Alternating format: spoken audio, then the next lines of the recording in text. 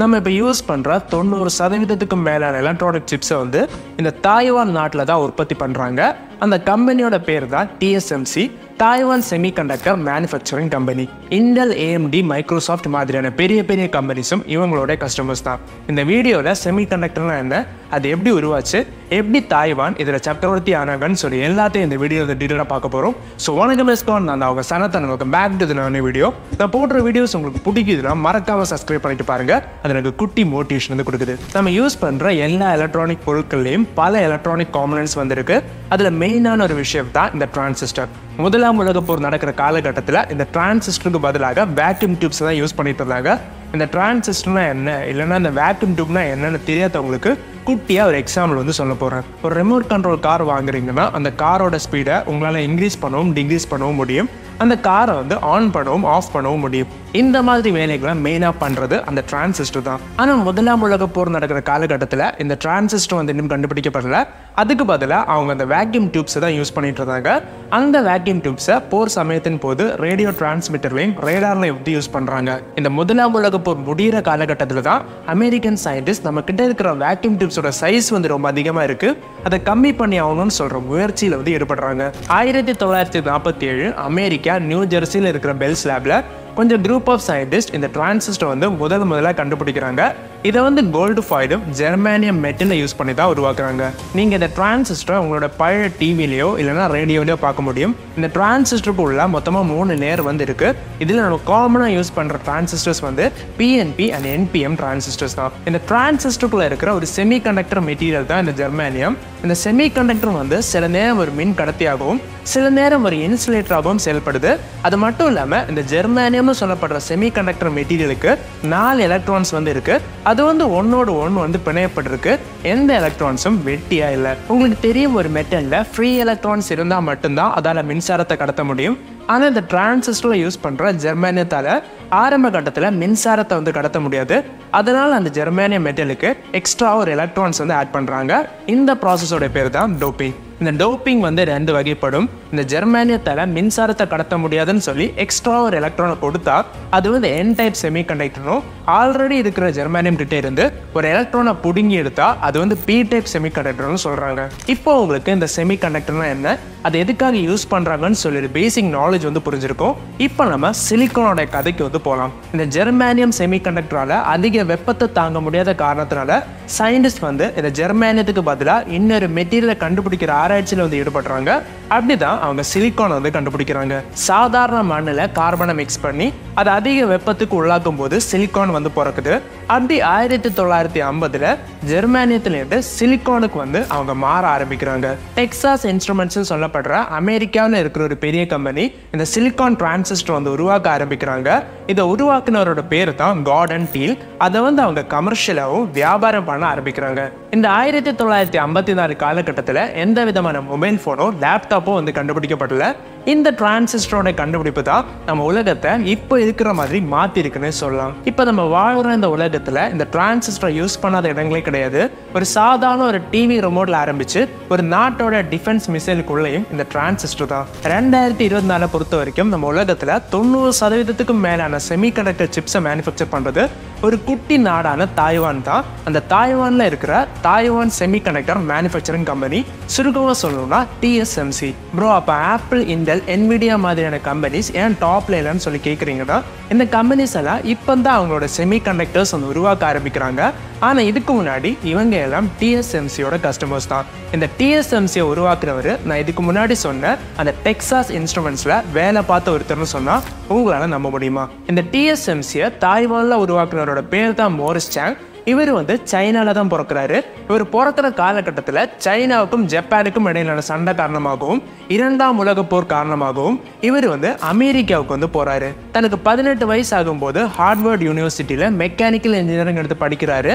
அதுக்கப்புறம் electrical இன்ஜினியரிங்கில் PhD பண்ணணும்னு சொல்கிற ஆசையில் என்ட்ரன்ஸ் எக்ஸாம் வந்து எழுதுறாரு.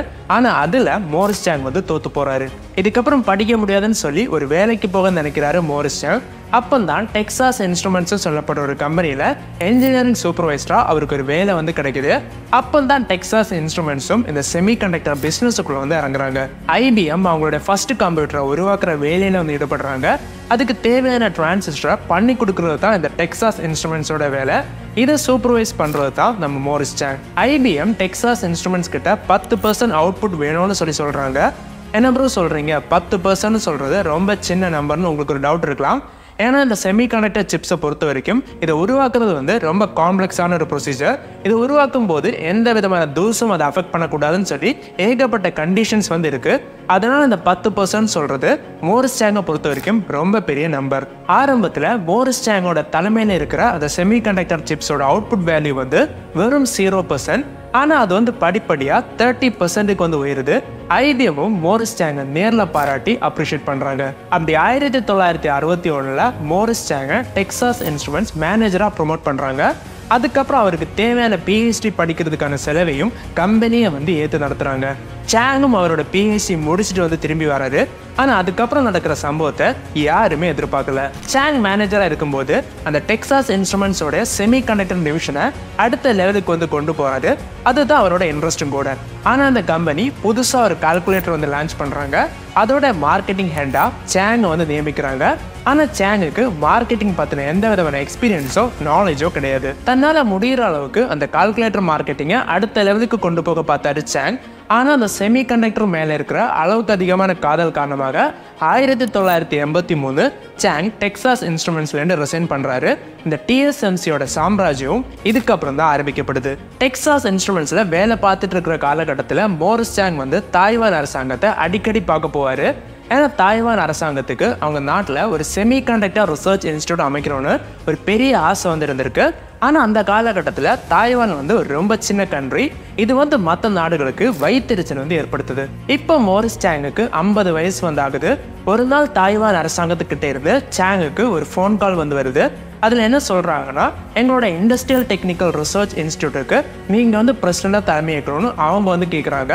அதுக்கு மறுப்பு தெரிவிக்காத சாங் அடுத்த நாளே அமெரிக்காவிலிருந்து தாய்வானுக்கு வந்து கிளம்புறாரு. தாய்வான் இந்த செமிகண்டக்டர் சிப்ஸை மேனுஃபேக்சர் பண்ணுற லைசன்ஸை ஆர்சிஏன்னு சொல்லப்படுற ஒரு அமெரிக்கன் கம்பெனி கிட்ட இருந்து வாங்கியிருக்காங்க. அதனால அவங்களால இந்த செமிகண்டக்டர் சிப்ஸை வந்து மேனுஃபேக்சர் பண்ண முடியும். ஆனால் அவங்க கிட்ட R&D டீமோ இல்லைன்னா மார்க்கெட்டிங் டீமோ பெருசாக இல்லை. தாய்வானோட மெயின் அட்வான்டேஜ் அவங்களோட அக்ரிகல்ச்சர் தான். அதிலிருந்து செமிகண்டக்டர்னு சொல்லப்படுற ஒரு மிகப்பெரிய மாற்றத்தை அவங்களால ஈஸியாக பண்ணிட முடியாது. ஆனால் இன்டெல், டெக்சாஸ் இன்ஸ்ட்ருமெண்ட்ஸ் மாதிரியான பெரிய பெரிய கம்பெனிஸ் எல்லாம் வேற லெவலில் பெர்ஃபார்ம் பண்ணிட்டு இருக்காங்க. மோரிஸ் சாங்கோட யோசனை என்னன்னா, எனக்கு செமிகண்டக்டர் பற்றி தெரியும், எனக்கு தெரிஞ்ச நிறைய நண்பர்கள் ஒரு செமிகண்டக்டர் கம்பெனி ஆரம்பிக்க காசு இல்லாமல் இருக்காங்க, நான் அவங்களுக்கு கொஞ்சம் காசை கொடுத்து ஹெல்ப் பண்ணலாம். அவங்க ஒரு கம்பெனி ஆரம்பிச்சதுக்கு அப்புறம் அவங்களுக்கு தேவையான சிப்பை வந்து என்னால் உருவாக்கி கொடுக்க முடியும்னு சொல்லி ஒரு மிகப்பெரிய பிளானை வந்து அவர் வந்து போடுறாரு. ஆனால் அந்த காசை மோரிஸ் சாங்கால மட்டும் கொடுக்க முடியாது. அதனால சாங் அந்த யோசனை தாய்வான் அரசாங்கத்துக்கிட்ட வந்து சொல்றாரு. அதுக்கு தாய்வான் அரசாங்கம் எங்களால் வெறும் 50% காசை மட்டும்தான் ப்ரொவைட் பண்ண முடியும், மீதி 50% காசை நீ தான் பார்த்துக்கணும்னு சொல்றாங்க. மோரிஸ் சாங் இதுக்கு முன்னாடி வேலை பார்த்த டெக்சாஸ் இன்ஸ்ட்ருமெண்ட்ஸ் கிட்டையும் இன்டெல் கிட்டையும் அவரோட பிளானை பற்றி சொல்றாங்க. ஆனால் யாருமே மோரிஸ் சாங்கோட பிளானை நம்ப மறுக்கிறாங்க. அதுக்கப்புறம் தான் டச் மேனுஃபேக்சரிங் கம்பெனியான பிலிப்ஸ் வந்து உள்ள வராங்க. பிலிப்ஸ் ஏற்கனவே இந்த டிவி, ரேடியோ மாதிரியான எலக்ட்ரானிக் பொருட்களை உருவாக்கிட்டு இருக்கிற காரணத்தினால அவங்களுக்கு இந்த செமிகண்டக்டரோட தேவையும் வந்து ரொம்ப அதிகமாக இருக்கு. அப்படி பிலிப்ஸ் இந்த TSMCல வந்து இன்வெஸ்ட் பண்றாங்க. அப்படிதான் தாய்வான் செமிகண்டக்டர் மேனுஃபேக்சரிங் கம்பெனின்னு சொல்ற ஒரு மிகப்பெரிய சாம்ராஜ்யம் வந்து கட்டி வைக்கப்படுது. அதுக்கப்புறம் நடக்கிறது எல்லாமே வரலாறு தான். இப்போ இந்த TSMCயோட சிப்ஸ் வந்து பல கம்பெனியோட பேரில் வந்து வெளியாகுது. நம்ம இப்போ யூஸ் பண்ணுற கார், மொபைல் ஃபோன், லேப்டாப்னு சொல்லி டிஃபென்ஸ் வரைக்கும் இந்த சிப் வந்து யூஸ் பண்ணப்படுது. இப்போ இந்த குட்டி தாய்வான் மேலே சைனா கடும் கோபத்தில் வந்து இருக்காங்க. அது எப்படி இவன் நம்ம பக்கத்தில் இருந்துட்டு மற்ற நாடுகளுக்கு உதவ முடியும்னு சொல்லி சைனா தாய்வானை முடிக்க வந்து பார்த்துட்டு இருக்காங்க. ஆனால் அது மட்டும் நடந்துச்சுன்னா எல்லா உலக நாடுகளும் சைனாவுக்கு எதிராக திரும்புறது வந்து உறுதி. 3ஆம் உலகப் போரும் ஆரம்பிக்கப்படும்.